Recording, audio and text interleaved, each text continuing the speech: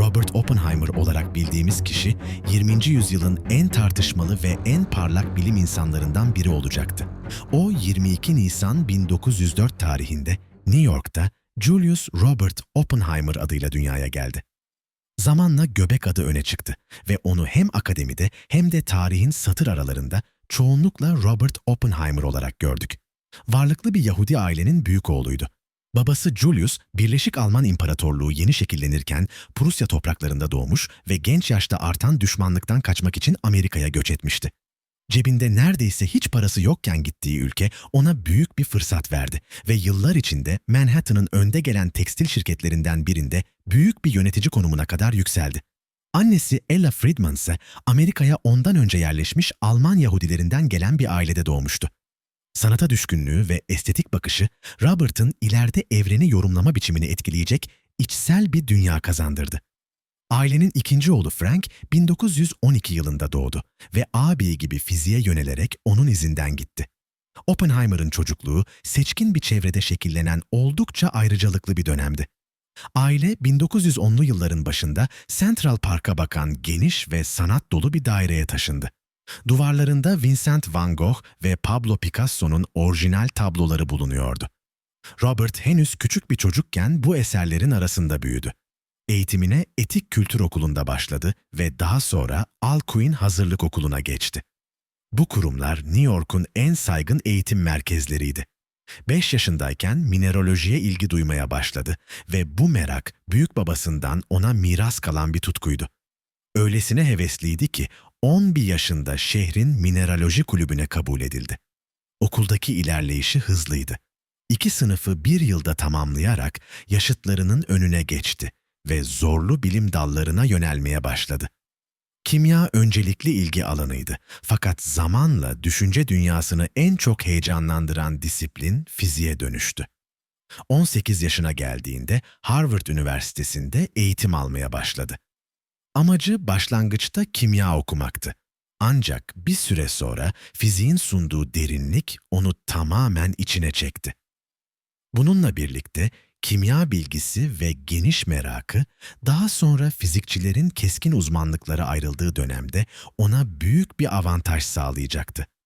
Harvard'da deneysel fizikçi Percy Bridgman'dan çok etkilendi. Aynı zamanda tarih, klasik metinler ve Yunan'la Latin edebiyatı üzerine yaptığı yoğun okumalar ona geniş bir entelektüel perspektif kazandırdı. Robert, Harvard'ın kütüphanelerinde adeta kaybolmuş gibi yaşadığını söylerdi. Doymak bilmez bir okuma temposuyla ilerledi ve normalde 4 yılda bitirilmesi gereken eğitimi 3 yılda tamamlayarak en yüksek onur derecesiyle mezun oldu.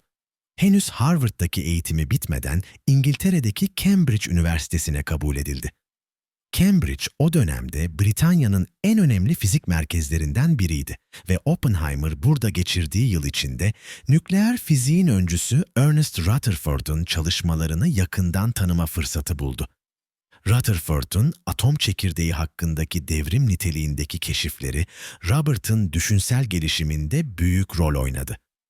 Cambridge'deki ilk yılının sonunda Avrupa'da adı giderek duyulan genç fizikçi Max Born'un daveti üzerine Almanya'daki Göttingen Üniversitesi'ne geçti. Göttingen, teorik fiziğin kalbinde sayılan bir merkezdi ve burada Werner Heisenberg, Enrico Fermi ve Edward Teller gibi ileride bilim tarihinin en önemli figürleri olacak isimlerle aynı ortamlarda çalıştı. Bu tanışıklıklar daha sonra Manhattan Projesi döneminde birlikte yürüttükleri çalışmaların temelini şimdiden hazırlamıştı.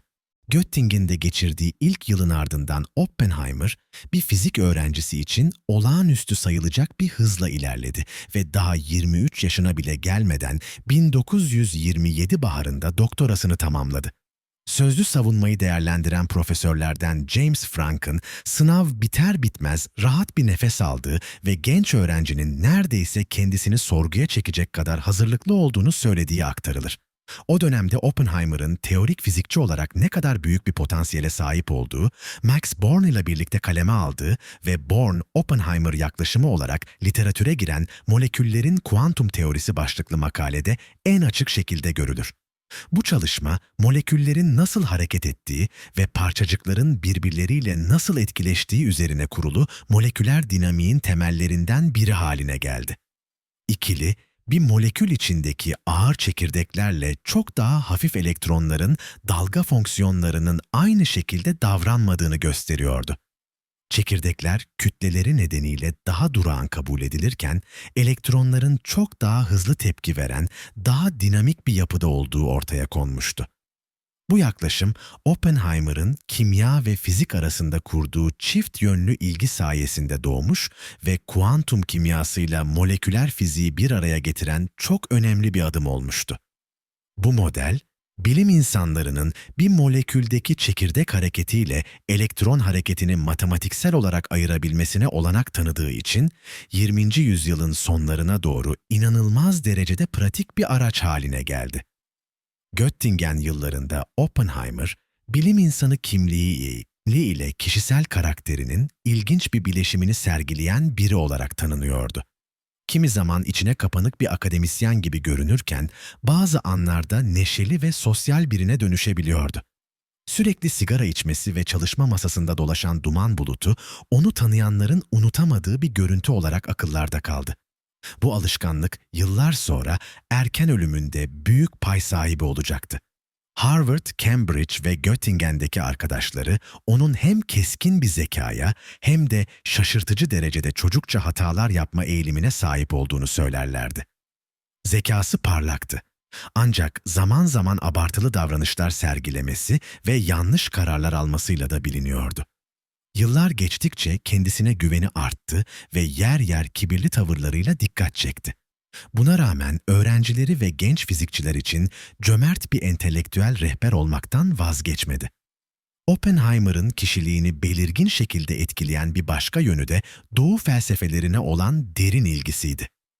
Hindu metinleri ve Konfüçyüsçü düşünce onun dünyayı yorumlama biçimini şekillendirdi. Bu ilgisi o kadar güçlüydü ki Hindu kutsal metinlerini doğrudan okuyabilmek için Sanskritçe öğrenmeye karar verdi.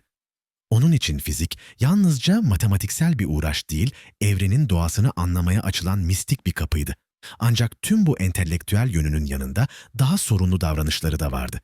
Harvard yıllarında bazı öğretmenleri zaman zaman dengesiz tavırlarından dolayı endişelenmişti. Cambridge'deyken bir öğretmeniyle yaşadığı anlaşmazlığın ardından iddiaya göre bir elmayı kimyasal maddelerle kaplayıp hocasının kapısına bıraktığı söylenir. Bu olay Oppenheimer'ın kısa süreli bir uzaklaştırma tehlikesi yaşamasına yol açmıştı. Yine aynı dönemlerden arkadaşı olan ve daha sonra tiyatro kuramcısı olarak tanınacak Francis Ferguson, Oppenheimer'ın bir tartışma sırasında nişanlandığını duyduğunda kendisine saldırdığını ve hatta boğazına sarıldığını ifade etmiştir. Bu dengesizliklerin ardında kişisel kökeniyle ilgili derin bir güvensizlik duygusunun yatabileceği düşünülür. Oppenheimer, antisemit düşüncelerin hala yaygın olduğu bir dönemde Amerika'ya göç eden bir Alman Yahudisi ailenin çocuğu olarak büyümüştü. Yüksek zekasına rağmen yıllarca kendisini kanıtlama çabası içinde olması hem kibirli duruşunu hem de kırılgan tarafını beslemiş olabilir. Oppenheimer'ın kişiliğini tanımlayan şeylerden biri de sürekli bir dışarıdan izleyici gibi hissetmesiydi. Ne kadar başarılı olursa olsun zaman zaman içine kapanıyor ve ağır depresyon dönemleri yaşıyordu. Hem parlak hem de çelişkili tarafları olan, tam anlamıyla çözülemeyen bir karakterdi. Göttingen'deki eğitimini tamamladıktan sonra bir süre Avrupa'da kalarak İngiltere ve Almanya'da birkaç önemli çalışma yayımladı. Ardından Amerika'ya döndü ve Harvard ile Kaliforniya Teknoloji Enstitüsü'nde kısa süreli burslarla görev yaptı. Bu yıllara Leiden Üniversitesi'ne ve Einstein'ın çığır açtığı Zürih'e yaptığı kısa araştırma seyahatleri eşlik etti. Leiden'de adının Hollandaca'da uygunsuz bir anlama gelmesi yüzünden Oppie lakabını aldı ve bu lakap ömrü boyunca kaldı. Amerika'daki üniversitelerden birbiri ardına teklif gelmesine rağmen Oppenheimer ancak 1929'da ABD'ye kalıcı olarak yerleşti. Hem Berkeley'deki Kaliforniya Üniversitesi'nin hem de Caltech'in teklifini kabul ederek iki kurumda birden doçent olarak göreve başladı. Sonraki yaklaşık 13 yıl boyunca her yıl Berkeley'de sonbahar ve kış dönemlerinde ders verip bahar aylarında Pasadena'ya giderek Caltech'te derslerini sürdürdü. Oppenheimer'ın itibarı bu dönemde hızla yükseldi. Öğretme biçimi öğrenciler üzerinde olağanüstü bir etki yaratıyordu ve kısa sürede Amerika'nın en yetenekli genç fizikçileri Berkeley ve Caltech'te onun etrafında toplandı. Kurduğu teorik fizik grubu o dönemin en zor sorularına birlikte kafa yoran lisansüstü öğrencileri ve araştırmacılardan oluşuyordu. Çoğu gün birlikte buluşur, Oppenheimer her birine ilerlemeleri hakkında sorular sorar ve onları daha ileri düşünmeye zorlayan önerilerde bulunurdu. Onu tanıyan biyografi yazarlarının ortak görüşü, öğrencilerine genellikle büyük bir amaç duygusu aşıladığı yönündedir. Onlara insanlığın çözmeye çalıştığı en büyük bilimsel bilmecelerin tam ortasında olduklarını hissettirirdi. Fizik çalışmadıkları zamanlarda ise grup Platon'u Yunanca aslından okuyor ya da Oppenheimer'ın o günlerde büyük bir hevesle öğrendiği Sanskritçe ile ilgileniyordu. Oppenheimer'ın bu yıllardaki hayatına dair anılardan biri, dış dünyaya neredeyse tamamen kapalı yaşadığıdır. Hans Bethe'nin anlattığına göre Robert 1929'daki ünlü Wall Street çöküşünü bile aylar sonra duydu. Bu derece kendi dünyasına gömülmüş biriydi. Bilimsel açıdan ise oldukça verimli bir dönemdi. 1930'da elektronun karşı parçacığı olan pozitronun varlığını öngören bir makale yazdı. Pozitron, 2 yıl sonra Oppenheimer'ın Caltech'teki öğrencisi Carl David Anderson tarafından deneysel olarak doğrulandı. Daha sonra Oppenheimer, Wendell Furry ile çalışarak elektron-pozitron teorisinin modern halini geliştirdi. Fakat en etkileyici işlerinden biri, o zamanlar bilim dünyasında kadınların neredeyse hiç yer bulamadığı bir dönemde ilk doktora öğrencilerinden biri olan Melba Phillips ile yaptığı çalışmaydı. İkili 1935'te çekirdek fiziğinde yeni bir kapı açan Oppenheimer-Phillips sürecini ortaya koydu. Bu süreç, düşük enerjilerde gerçekleşebilen döteron kaynaklı reaksiyonları açıklıyor ve bazı elementlerin döteron bombardımanıyla radyoaktif hale gelebileceğini gösteriyordu. Bu çalışma, hem Oppenheimer'ın hem de öğrencilerinin katkılarıyla Kaliforniya'yı dünyanın en önemli teorik fizik merkezlerinden biri haline getirdi. Oppenheimer'ın özel hayatı ise aynı ölçüde düzenli değildi. 1920'lerin sonunda hafif tüberküloz teşhisi konunca Arizona ve New Mexico'nun kuru havasına yöneldi ve sonunda New Mexico'da bir çiftlik satın aldı. 1930'ların ortalarında eski İngiliz edebiyatı konusunda uzman John Strong, Tatlock'un kızı Jean Tatlock'la ilişki yaşamaya başladı. Jean genç yaşına rağmen yoğun duygusal çalkantılar yaşayan, depresyonla mücadele eden biriydi. İlişkileri tutkulu ama dengesizdi ve Robert, Caltech'te botanikçi ve fizikçi olan Kitty Harrison'la görüşmeye başlasa bile bağlarını uzun süre koparmadılar. Kitty, Kasım 1940'ta eşinden boşandı ve ertesi gün Oppenheimer'la evlendi. O yıllarda Robert'ın Jean Tatlock'la görüşüp görüşmediği hala tartışma konusudur. Jean 3 yıl sonra 1944'te trajik bir şekilde hayatına son verdi. Robert ve Kitty'nin 2 çocuğu oldu. İlk çocukları Peter, 1940 bir baharında dünyaya geldi. Kitty evlendiklerinde zaten hamileydi. Kızları Catherine ise 1944'te doğdu. Ailenin hayatı, milyonlarca insanın hayatı gibi 1939 sonbaharında başlayan İkinci Dünya Savaşı'yla tamamen değişti. Savaş, Adolf Hitler'in liderliğindeki Nazi rejiminin Avrupa'yı yeniden şekillendirmek ve Yahudi halkını ezmek için başlattığı saldırgan politikaların bir sonucuydu. Naziler, Birinci Dünya Savaşı'nı bitiren Versay Anlaşması'nı tamamen ortadan kaldırmak ve Avrupa'da egemen olacak yeni bir Alman İmparatorluğu kurmak istiyordu. Oppenheimer, Almanya'daki Nazi hareketine yabancı biri değildi. Kendisi dindar biri olmasa da Yahudi kökeni nedeniyle yaşananları yakından takip ediyor ve özellikle 1934'te yürürlüğe giren Nürnberg yasalarından sonra durumun gidişatından derin bir rahatsızlık duyuyordu. Tam da bu yıllarda Almanya'dan kaçmaya çalışan Yahudi akademisyenlere ve ailelere destek olmak için maaşının belirli bir kısmını bağışlamaya başlaması onun için ilk gerçek siyasi uyanış oldu.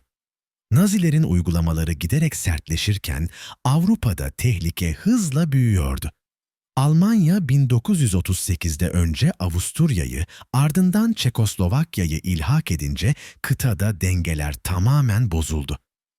Eylül 1939'da Polonya'nın işgalinin ardından İngiltere ve Fransa Almanya'ya savaş ilan etti. Ancak Amerika Birleşik Devletleri'nde halk büyük ölçüde bu çatışmayı Avrupa'nın kendi meselesi olarak görüyordu. Bu nedenle Roosevelt yönetimi İngiltere'ye silah ve malzeme desteği sağlasa da Amerika savaşın ilk yıllarında resmen tarafsız kaldı. Oppenheimer'ın hayatında büyük bir kırılma yaratacak olaylar Aralık 1941'de yaşandı. ABD hala savaş dışında kalmaya çalışırken Avrupa'nın durumu giderek umutsuz hale gelmişti. Almanya 1939'dan 1941'e kadar Polonya'dan Fransa'ya kadar uzanan bir hattı işgal etmiş, ardından Rusya ve Kuzey Afrika'ya yönelmişti. Bu esnada Japonya, Asya ve Pasifik'te genişleyen bir imparatorluk kurma hedefi doğrultusunda ABD'ye karşı sürpriz bir saldırı planlıyordu.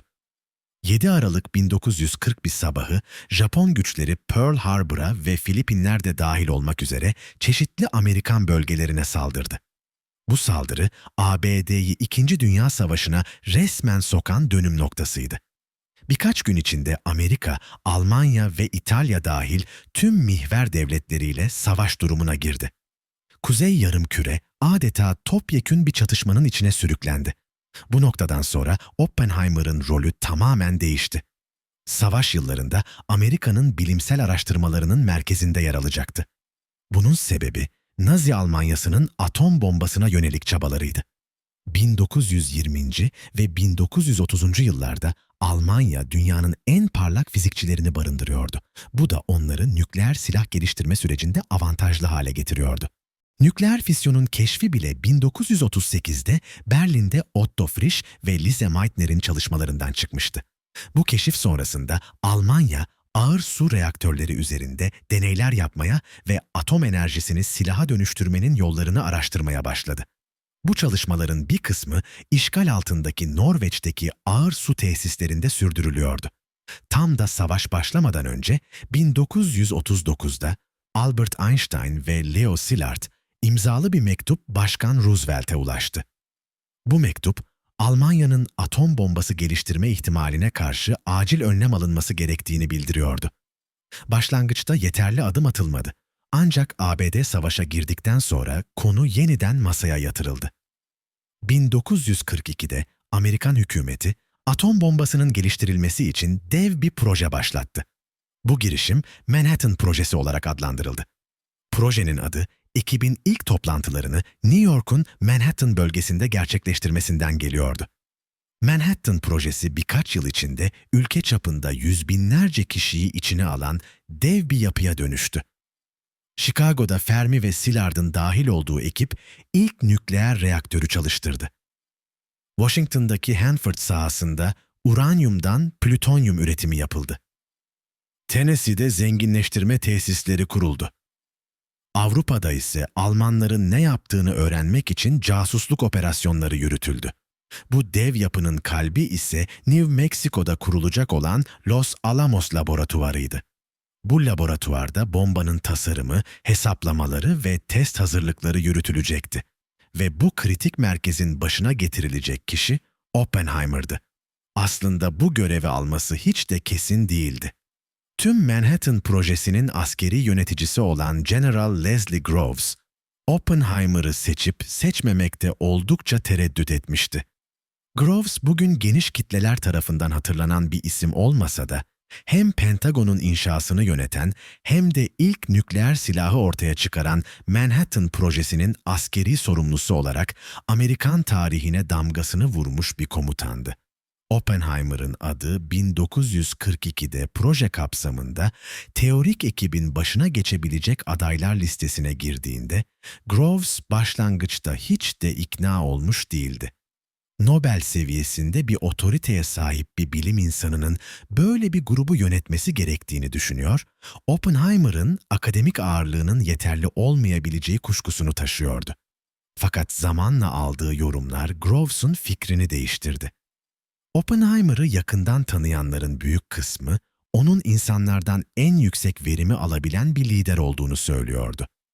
Groves sonunda onunla yüz yüze görüştü ve kısa süre içinde aradığı özelliklerin Oppenheimer'da fazlasıyla bulunduğuna kanaat getirdi. Böylece Los Alamos'un başına geçme yolu açılmış oldu.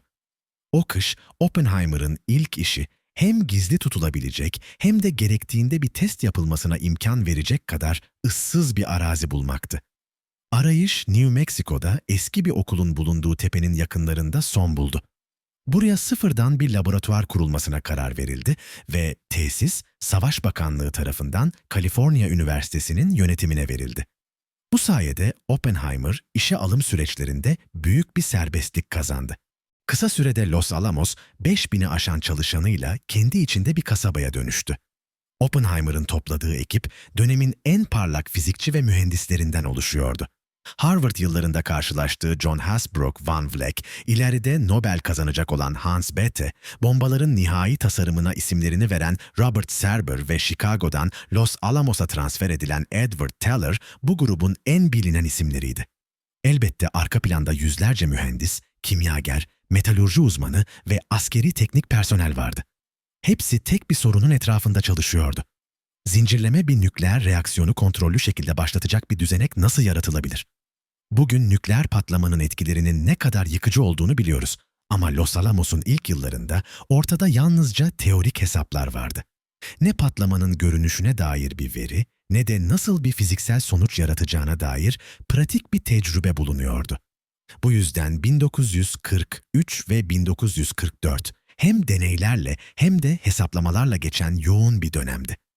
Oppenheimer bu süreç boyunca işin neredeyse her aşamasında bizzat bulundu. Hans Bethe'nin yıllar sonra söylediği gibi, bir konunun özünü kavraması inanılmaz derecede hızlıydı. Laboratuvarın her köşesindeki çalışmaları takip edebiliyor ve kritik aşamalarda mutlaka orada bulunuyordu. Ancak bu tempolu çalışma Oppenheimer'ın zayıf olan sağlığını daha da yıprattı. Zaten narin yapılı bir adamdı ve savaş yıllarında 10 kilodan fazla kaybetti.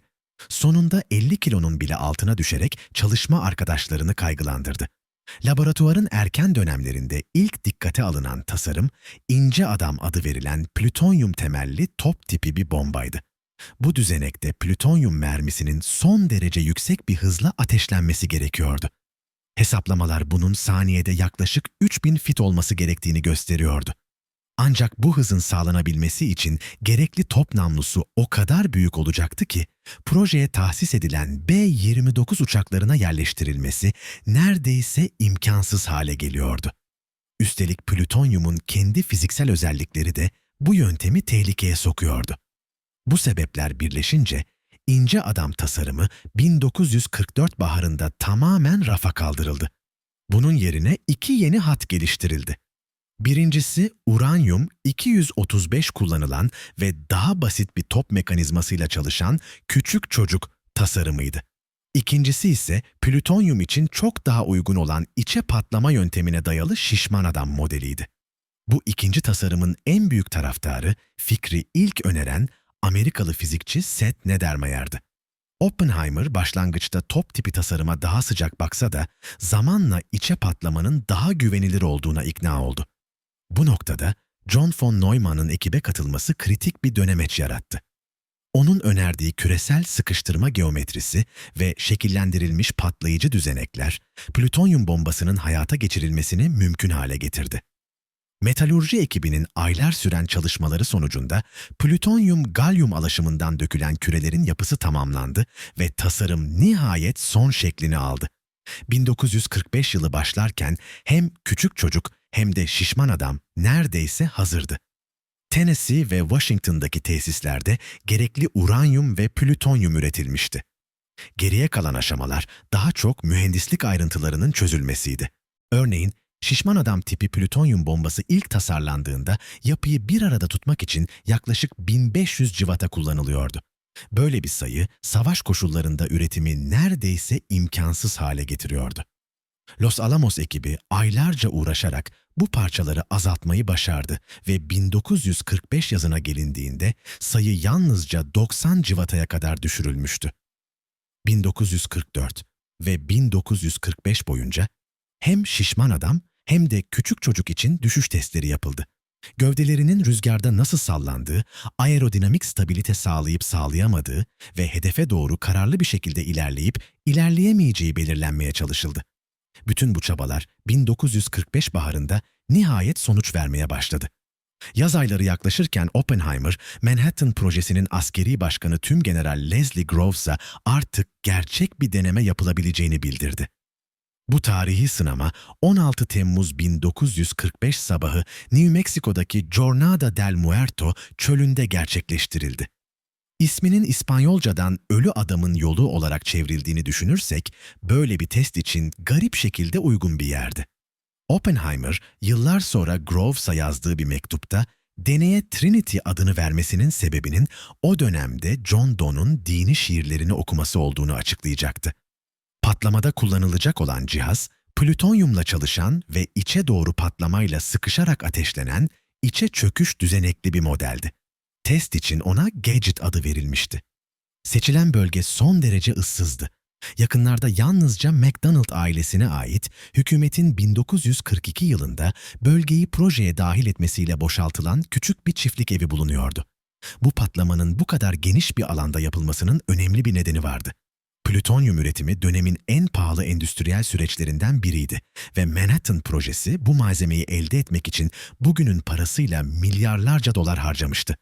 Groves'un söylediği gibi, eğer başarısız olursak kongreye neden bütün bu plütonyumu çölde havaya uçurduğumuzu nasıl açıklardık? 16 Temmuz sabahı, gün doğmadan hemen önce patlama noktası çevresine 3 farklı gözlem sığınağı kuruldu. Bunlar yaklaşık 9 kilometre uzaktaydı ve bilim insanlarına zararlı ışıma dalgalarından korunmaları için özel gözlükler verildi. Oppenheimer, Teller, Bethe, Enrico Fermi ve John von Neumann gibi dönemin dev isimleri bu noktalarda bekliyordu. Bazıları cihazın hiç çalışmayacağını düşünürken, diğerleri ortaya çıkacak gücün kontrol edilemeyecek kadar büyük olmasından endişeliydi.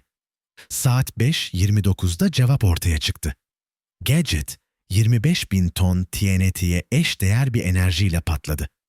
Çapı 1/3 kilometreyi aşan bir çukur açıldı ve zemin üzerindeki kum, yüksek ısı nedeniyle yeşilimsi bir cam tabakasına dönüşerek bugün trinitit olarak bilinen maddeyi oluşturdu. Şok dalgası o kadar güçlüydü ki, yaklaşık 40 saniye sonra 9 kilometre uzaktaki gözlem noktalarına ulaştı. Patlamanın ilk anlarında gökyüzü mor, yeşil, turuncu ve sonunda bembeyaz bir ateşle kaplanmıştı. Birkaç saniye sonra şekil değiştiren bu dev ışık göğe doğru yükselen dev bir mantar bulutuna dönüştü ve yaklaşık 12 kilometre yüksekliğe kadar çıktı. Patlamanın sıcaklığı gözlemcilerin yüzlerine birkaç saniyeliğine gerçek bir fırının önünde duruyorlarmış gibi çarpmıştı. 100 kilometre uzakta bile titreşimlerin hissedildiği daha sonra kaydedildi. O anda Oppenheimer'ın ne söylediği yıllardır tartışılır. Popüler anlatı onun Bhagavad Gita'daki "ben ölüm oldum, dünyaların yok edicisiyim" sözlerini dile getirdiğini iddia eder. Fakat gerçekte o sabah bu cümleyi söylemedi. 20 yıl sonra olayı hatırlarken aklına gelen dizinin farklı olduğunu belirtmişti. "Bin güneş birden göğe yükselseydi, onun ihtişamı ancak bu olurdu." Her nasıl ifade etmiş olursa olsun, barınaklarda bulunanların çoğu önce büyük bir rahatlama hissetti. Proje çalışmış, çaba boşa gitmemişti. Oppenheimer'ın yüzünde de o an için belli belirsiz bir sevinç vardı. Fakat bu başarının sonuçları çok kısa süre içinde ortaya çıkacaktı. Trinity testinden sadece haftalar sonra geliştirilen atom bombası gerçek bir savaşta kullanılacaktı. Avrupa cephesinde savaş o sırada artık bitmişti. 1945 baharında müttefikler Berlin'e ilerlemiş, Hitler Nisan sonunda intihar etmiş ve Almanya kısa süre sonra teslim olmuştu. Ancak Japonya teslim olmayı düşündüğüne dair hiçbir işaret vermiyordu. İmparatorluk ordusunun geleneksel savaş kültürü, işgal girişimlerinin milyonlarca kayba yol açacağı anlamına geliyordu. ABD yönetiminin hesaplamaları, Pasifik Savaşı'nın konvansiyonel yöntemlerle sona erdirilmesinin neredeyse düşünülmez bedellere mal olacağını gösteriyordu. Savaş artık son aşamasına gelirken Amerika'nın yeni silahı hakkında alınacak karar kaçınılmaz hale geldi. Yönetim, Roosevelt'in Nisan ayında hayatını kaybetmesinden sonra görevi devralan Başkan Harry Truman'ın liderliği altında geliştirilmiş atom bombasını Japonya'ya karşı bir uyarı aracı olarak kullanmayı benimsedi. Bu kararın pratiğe dökülmesi 6 Ağustos 1945 sabahı küçük çocuk adı verilen uranyum bombasının Hiroşima'ya bırakılmasıyla gerçekleşti. Oppenheimer o saatlerde Los Alamos'taydı ve ilk tepki olarak projeyi tamamlamış bir bilim insanının gururuna benzer bir duygu taşıdığı söylenir. Hatta bazı tanıklıklara göre silahın Nazilere karşı kullanılamamış olmasına üzüldüğünü dile getirdiği bile aktarılmıştır. Fakat bu duygu hali uzun sürmedi. 3 gün sonra bu kez plütonyum temelli şişman adam bombası Nagasaki'nin üzerine bırakıldı. Oppenheimer ve proje ekibindeki pek çok isim bu ikinci saldırının gerekliliği konusunda aynı fikirde değildi. İlk patlamanın etkilerinin anlaşılması için neredeyse hiç zaman tanınmamıştı. Nagasaki'nin yok edilmesinin ardından geçen 6 gün içinde Japonya teslimiyet kararı aldı.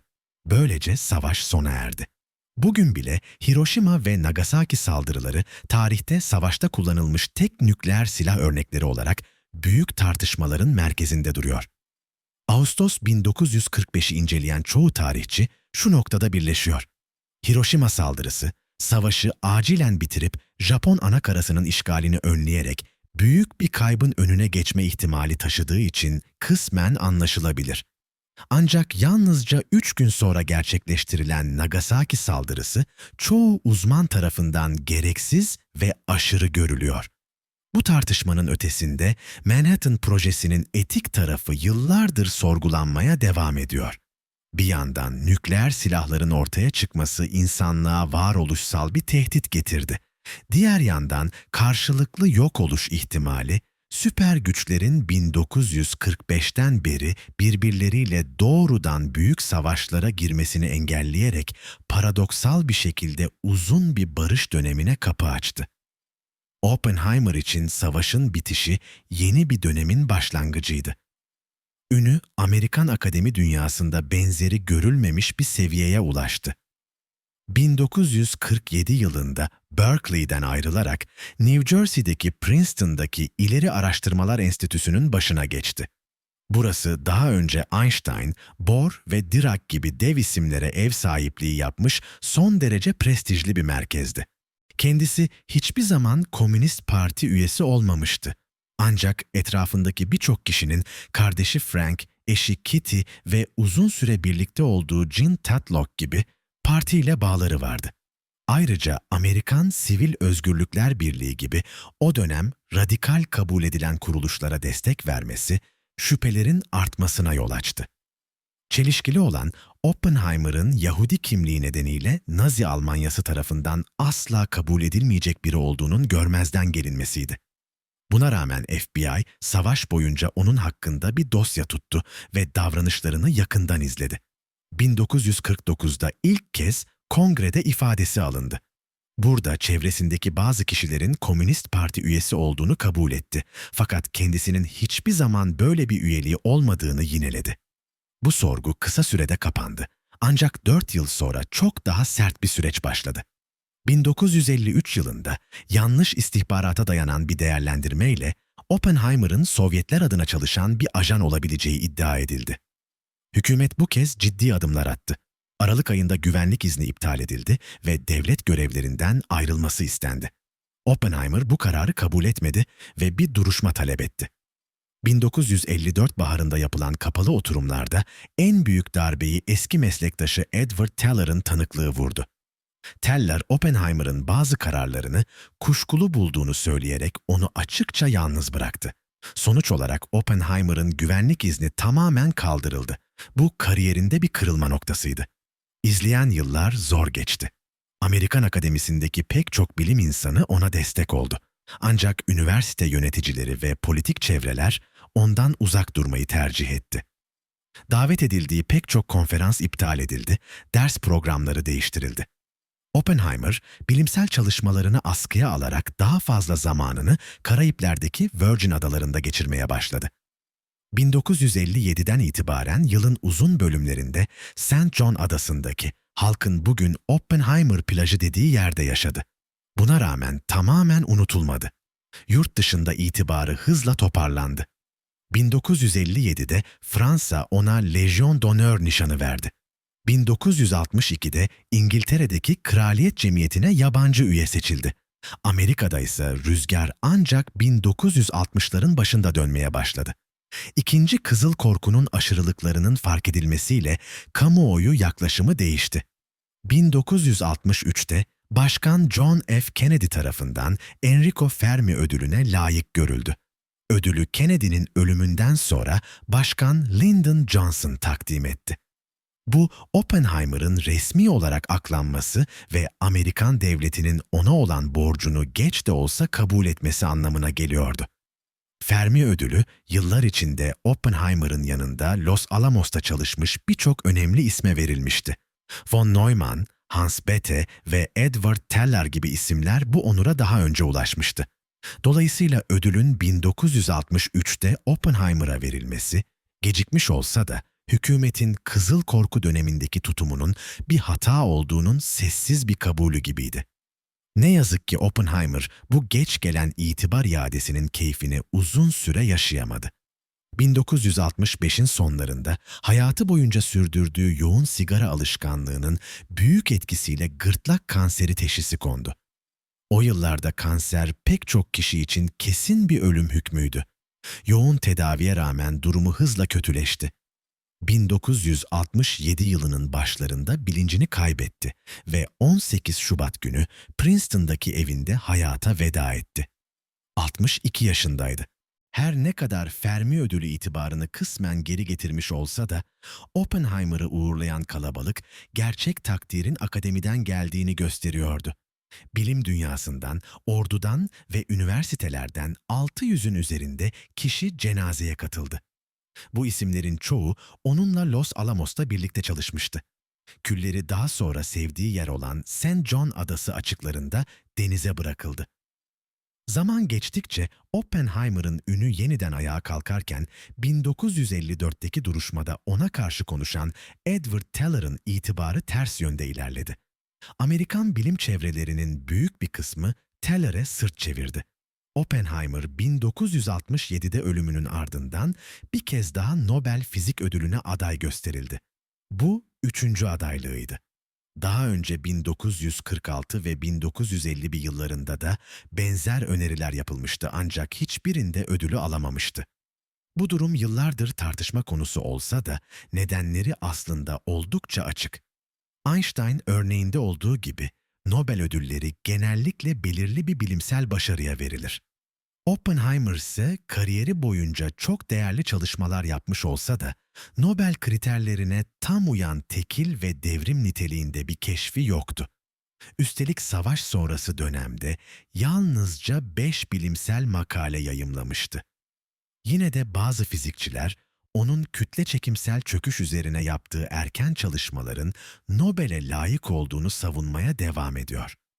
Oppenheimer'ın gerçek gücü bireysel atılımlarda değil, büyük araştırma ekiplerini bir araya getirme, fikirleri yönlendirme ve bilimin sınırlarını toplu bir çabanın parçası olarak genişletme becerisindeydi. Zaten Los Alamos'a liderlik etmesinin nedeni de buydu. Bugün geriye dönüp baktığımızda, Oppenheimer hem teorik fiziğe yaptığı katkılar hem de Manhattan projesindeki rolü nedeniyle modern çağın en etkileyici bilim insanlarından biri olarak görülüyor. Born-Oppenheimer yaklaşımıyla moleküler dinamiğin temellerini değiştirmesi, Oppenheimer-Phillips süreciyle nükleer reaksiyonların anlaşılmasına yeni bir kapı açması, bilim dünyasına bıraktığı net izlerden birkaçıdır. Ancak adının en çok anıldığı yer, hiç kuşkusuz Los Alamos'taki o kritik yıllardır. İkinci Dünya Savaşı'nın gidişatını belirleyen atom bombasının geliştirilmesinde merkezi bir rol oynadı. Bu silahların yaratılması insanlık açısından ağır bir etik yük doğursa da, savaş koşullarında bu adımın kaçınılmaz olduğunu düşünenler de çoktur. Oppenheimer'ın savaş sonrası yıllarda daha da güçlü silahlara karşı çıkması ve nükleer yayılmayı engellemek için mücadele etmesi, bu ikilemi ne kadar derinden hissettiğini gösterir. Nihayetinde Kızıl Korku döneminde uğradığı haksız suçlamalar onu yalnızlığa itti. Fakat geriye kalan mirası bugün hala konuşulmaya devam ediyor. Bilime duyduğu tutku, evrene mistik bir merakla bakışı ve insan zihninin sınırlarını zorlayan çalışmaları onu modern bilimin en önemli figürlerinden biri haline getirdi. Peki siz ne düşünüyorsunuz? Oppenheimer, Manhattan Projesi'nin en kritik ismi miydi ve sizce Nobel ödülünü hak ediyor muydu? Fikirlerinizi yorumlarda paylaşmayı unutmayın. İzlediğiniz için çok teşekkür ederiz.